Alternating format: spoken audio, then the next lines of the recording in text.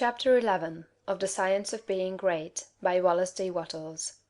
Recording is in the public domain. Realization. If you were to stop with the close of the last chapter, however, you would never become great. You would be indeed a mere dreamer of dreams, a castle builder. Too many do stop there. They do not understand the necessity for present action in realizing the vision and bringing the thought form into manifestation. Two things are necessary: firstly, the making of the thought form, and secondly, the actual appropriation to yourself of all that goes into and around the thought form. We have discussed the first, now we will proceed to give directions for the second. When you have made your thought form, you are already, in your interior, what you want to be. Next, you must become externally what you want to be. You are already great within, but you are not yet doing the great things without. You cannot begin, on the instant, to do the great things. You cannot be before the world the great actor or lawyer or musician or personality you know yourself to be. No one will entrust great things to you as yet, for you have not made yourself known. But you can always begin to do small things in a great way. Here lies the whole secret. You can begin to be great today in your own home, in your store or office, on the street, everywhere. You can begin to make yourself known as great, and you can do this by doing everything you do in a great way. You must put the whole power of your great soul into every act, however small or commonplace, and so reveal to your family, your friends and neighbors what you really are. Do not brag or boast of yourself. Do not go about telling people what a great personage you are. Simply live in a great way. No one will believe you if you tell him you are a great man, but no one can doubt your greatness if you show it in your actions. In your domestic circle be so just, so generous, so courteous and kindly, that your family, your wife, husband, children, brothers and sisters shall know that you are a great and noble soul. In all your relations with men be great, just, generous, courteous and kindly. The great are never otherwise. This is your attitude. Next, and most important, you must have absolute faith in your own perceptions of truth. Never act in haste or hurry. Be deliberate in everything. Wait until you feel that you know the true way. And when you do feel that you know the true way, be guided by your own faith, though the entire world shall disagree with you.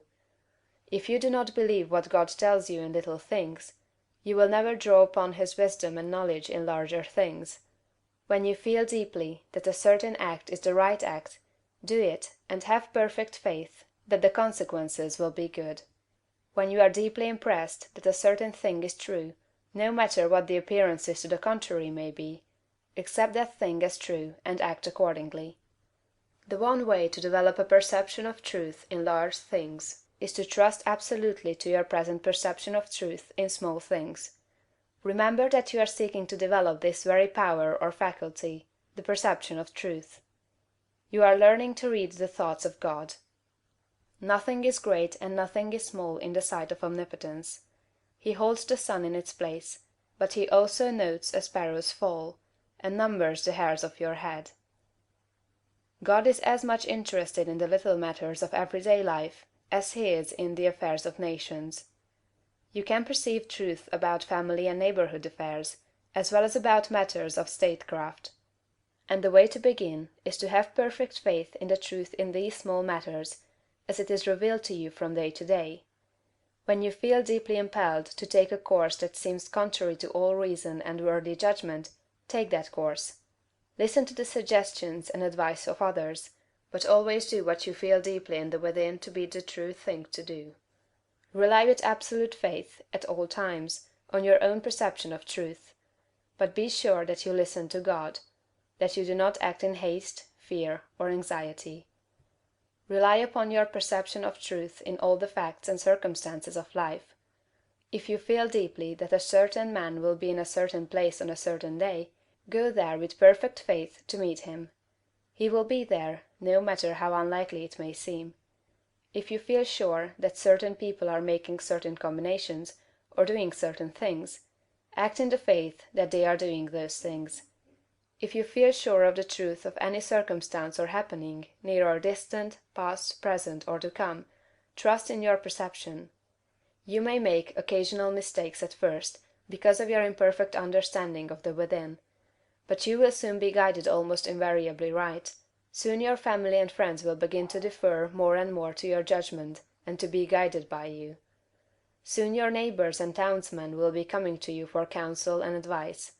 Soon you will be recognized as one who is great in small things, and you will be called upon more and more to take charge of larger things.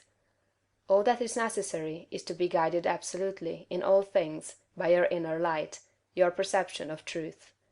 Obey your soul, have perfect faith in yourself. Never think of yourself with doubt or distrust, or as one who makes mistakes. If I judge, my judgment is just, for I seek not honor from men, but from the Father only. End of chapter 11.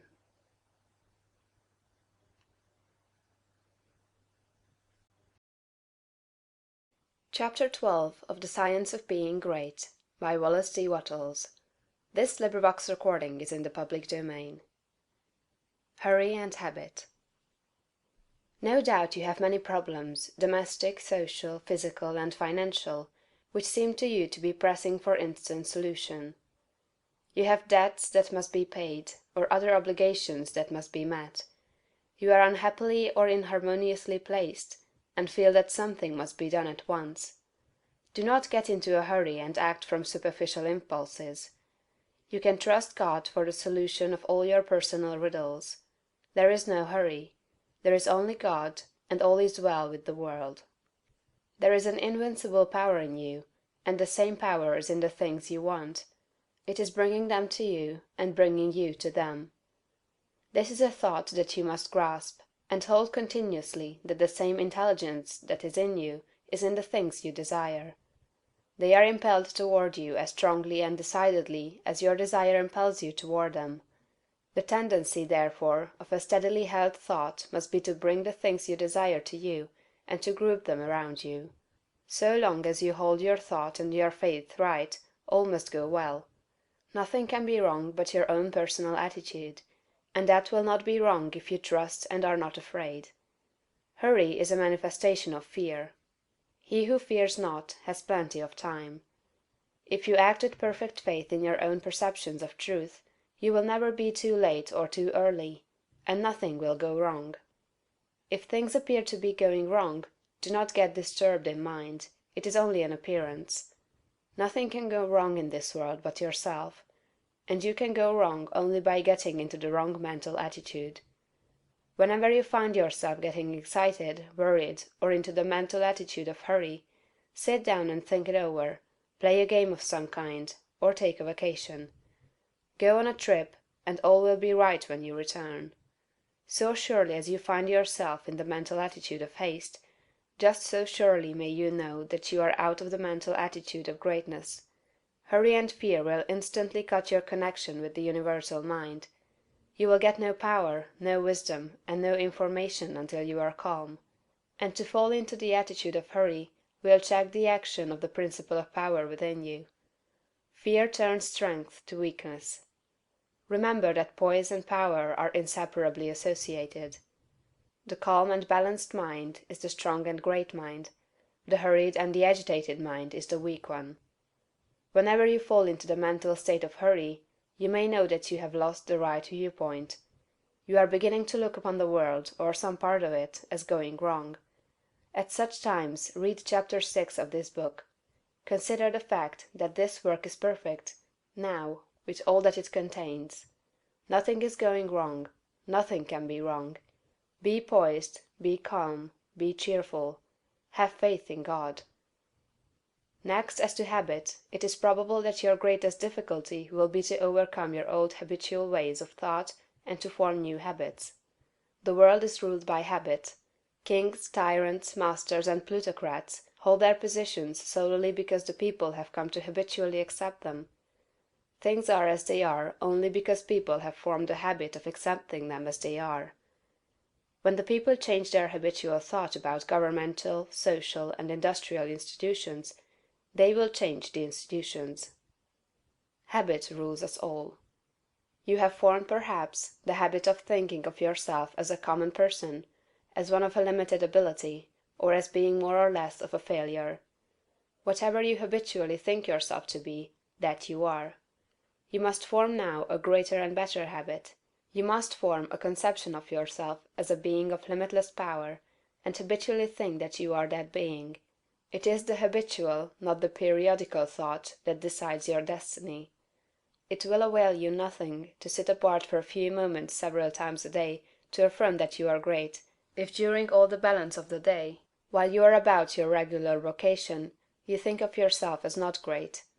No amount of praying or affirmation will make you great, if you still habitually regard yourself as being small. The use of prayer and affirmation is to change your habit of thought. Any act, mental or physical, often repeated becomes a habit. The purpose of mental exercises is to repeat certain thoughts over and over until the thinking of those thoughts becomes constant and habitual. The thoughts we continually repeat become convictions. What you must do is to repeat the new thought of yourself until it is the only way in which you think of yourself. Habitual thought, and not environment or circumstance, has made you what you are. Every person has some central idea or thought form of himself, and by this idea he classifies and arranges all his facts and external relationships. You are classifying your facts either according to the idea that you are a great and strong personality, or according to the idea that you are limited, common, or weak. If the latter is the case, you must change your central idea. Get a new mental picture of yourself. Do not try to become great by repeating mere strings of words or superficial formulas, but repeat over and over the thought of your own power and ability until you classify external facts and decide your place everywhere by this idea. In another chapter will be found an illustrative mental exercise and further directions on this point. End of chapter 12.